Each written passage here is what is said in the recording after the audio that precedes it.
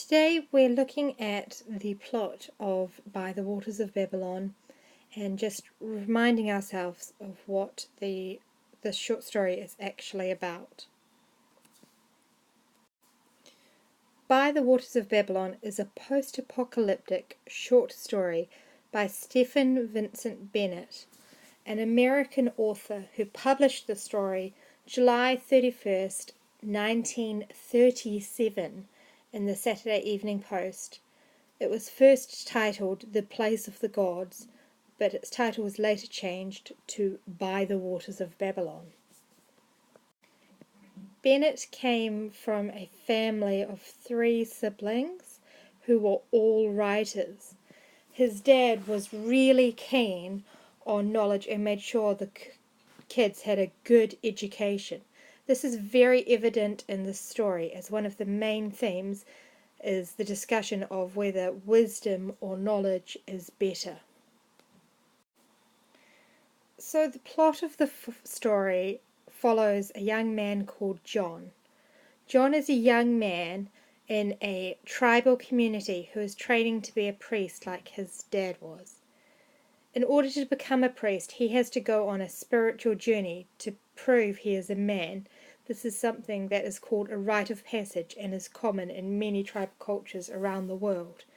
We even have rites of passage today in our own cultures. For example, your Year 12 ball is considered a rite of passage. It's something everyone is expected to go through on their journey to adulthood. So John, the son of a priest, needs to go on a journey.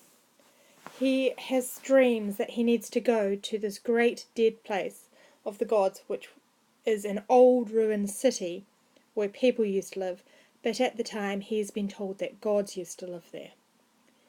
He runs into several difficulties getting there, but all of them just reinforce the fact that he believes he needs to go there and that he is meant to go to that ruined city, even though it is against his people's laws.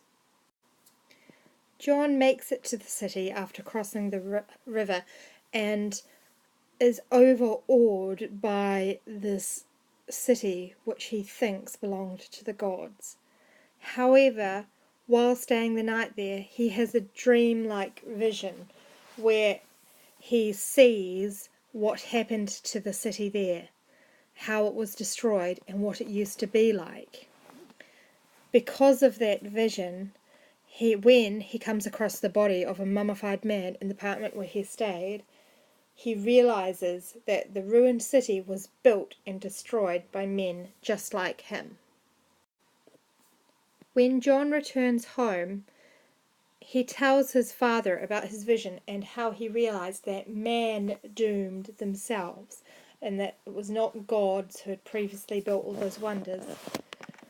What his father helped him to realize was the fact that we are only capable of adapting a little at a time as humans, and Bennett is arguing that the reason the world was destroyed was that we pushed our knowledge in too fast and we gained knowledge too fast and we didn't know how to deal with it responsibly. John's father helps him to realize that they need to be responsible and that we need to be responsible with our knowledge in order to be wise. John helps his people to have a bright, hopeful future and to rebuild by ensuring that they gain knowledge in little bits and not in huge chunks that they cannot handle. Just like John in the story decides to help his people to gain knowledge in little bits, showing wisdom, Bennett also helps us to understand his story slowly. Bennett does this through a language technique called allusion. This story is absolutely full of allusions intended to help the reader slowly recognize the city John explores as a destroyed post-apocalyptic version of New York. An allusion is a reference to a statement, place, person, thing, or event from another text or from history or culture. An allusion is only effective if the reader is familiar with whatever is being alluded to. In By the Waters of Babylon, Bennett makes a lot of allusions to different landmarks around New York City. When we, as New Zealanders, read this short story, we have to remember that Bennett wrote it with an audience of New Yorkers in mind. Bennett grew up in New York and was very familiar with it and lived in it for a part of his life. The story itself was published in the Saturday Evening Post, which was a newspaper that was published in New York. He expected his readers to be able to recognize the setting as a destroyed New York from the clues he put in his description, and these clues are allusions.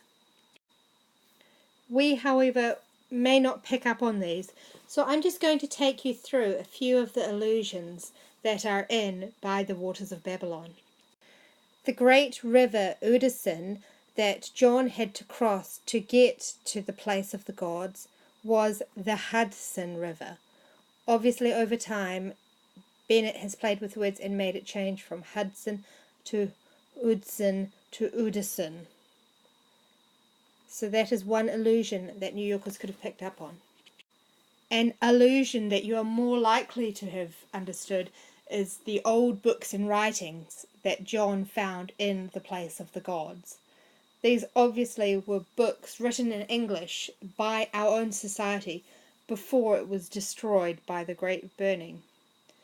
The old days John references are an allusion to Bennett's present day, the 1930s, which in his mind were, and in this story, were the days before the Great Burning. The God roads that John describes as breaking up into great blocks of stone are the concrete roads that we used to use before we used asphalt. The bitter water was the ocean, bitter because it's so full of salt that you cannot drink it. The place of the gods was New York, as Bennett reveals at the end of the story. An allusion to the sub-treasury in New York was Ub Tres. Obviously, letters have fallen off the stonework by the time John sees it, and he reads it as Ub Tres, but it's actually the remains of the sub-treasury in New York, which is now called the Federal Hall National Memorial. Ashing, that John alludes to, a statue that was broken with bits of letters and stones falling off, is a statue of George Washington. If you take away the W and the ton at the end, you get Ashing. That stands in Union Square in New York City. The temple John describes that he takes shelter in, with stars for a roof, is Grand Central Station, which has the constellations painted across its roof. This is also where he found old food and drink for his lunch. And what was that drink that he describes being in a glass bottle and made him light-headed and dizzy? The drink of the gods was beer. And another allusion. And perhaps the biggest allusion of all in the short story is the title itself. By the Rivers of Babylon is a psalm from the Bible, Psalm 137. It says, "By the rivers of Babylon, there we sat down and wept when we remembered Zion." So this allusion in the title is about people remembering a city that had been destroyed in their past, which is exactly what John is doing in this story. He's finding out about a city that had been destroyed in its past. So you can see how Bennett has used allusion to help us to place the story and to understand it. By including these allusions, Bennett was trying to get his audience to connect with John in the story, slowly discovering this fate of their own city. By doing this, Bennett hoped to achieve the effect in his audience of them feeling that without change, their city could go that way. He was encouraging them to change, to be more responsible with what they did with the wonderful knowledge and advantages and tools that they had, which is a message that is still really relevant to us today. We all need to be responsible and make the most and use our knowledge wisely to create a better world for the future.